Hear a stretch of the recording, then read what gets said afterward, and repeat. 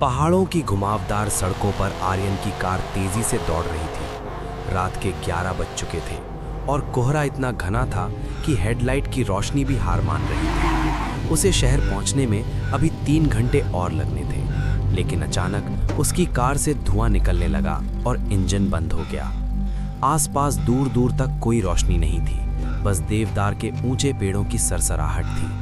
तभी उसे थोड़ी दूर पर एक लकड़ी का पुराना बोर्ड दिखा जिस पर लिखा था विश्राम गृह 2 किलोमीटर। आर्यन ने अपनी टॉर्च उठाई और उसी ओर पैदल चल पड़ा। अजीब सा एहसास।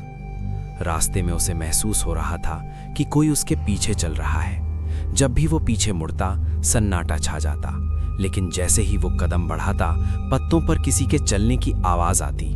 कचर कचर, पीछे कोई है। बार बार मुड़कर देखने पर भी कोई नहीं दिखता, लेकिन वो आवाज ना रुकी।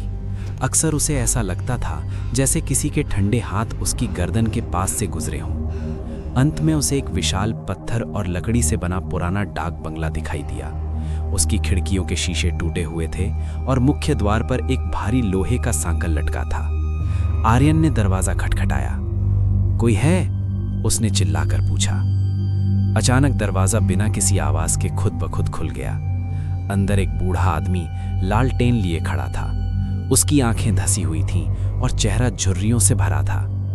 साहब, इतनी रात को यहाँ कोई नहीं आता, बूढ़े ने धीमी भारी आवाज में कहा। मेरी गाड़ी खराब हो गई है, क्या मैं यहाँ रात बिता सकता हूँ? आर्यन ने पूछा। बूढ़े ने उसे एक कमरा दिखाया जो दूसरी मंजिल के कोने में था। कमरे में घुसते ही आर्यन को एक अजीब सी गंध आई, जैसे कोई चीज बहुत समय से सड़ रही हो।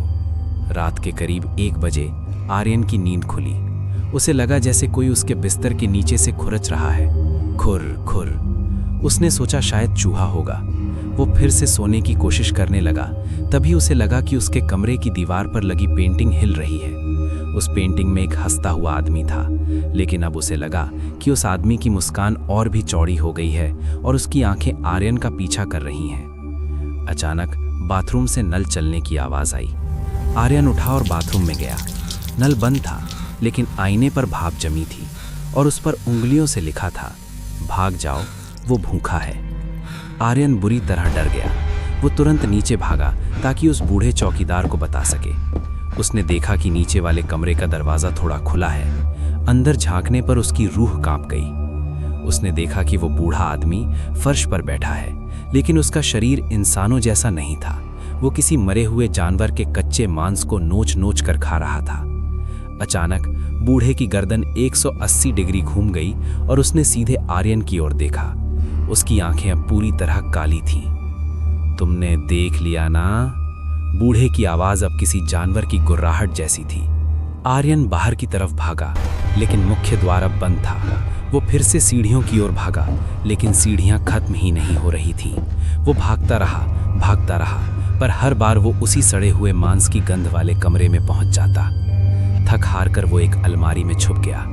बाहर से भारी कदमों की आवाज आ रही थी, धप धप धप। वो आवाज उसकी अलमारी के ठीक बाहर आकर रुक गई। सन्नाटा छा गया। आर्यन ने अपनी सांसें रोक लीं। तभी अलमारी के छोटे से छेद से उसने बाहर देखा। बाहर कोई नहीं था। उसने राहत की सांस ली, लेकिन तभी उसे अपने कान के पास ठंडी सांसें महसूस हुईं। एक फुसफुसाहट सुनाई दी। अलमारी के अंदर जगह कम है ना? आर्यन ने धीरे से अपनी गर्दन घुमाई। वो बूढ़ा चौकीदार उसी छोटी सी अलमारी में उसके ठीक पीछे बैठा था। उसका जबड़ा पूरा खुला हुआ था। अगले दिन सुबह पुलिस को सड़क किनारे आर्यन की कार मिली। जब वे पास के उस पुराने डाक बंगले में पहुंचे तो वहां कोई इमारत नहीं थी। वहां बस खंडहर थे जो कम से कम 50 साल पुराने लग रहे थे।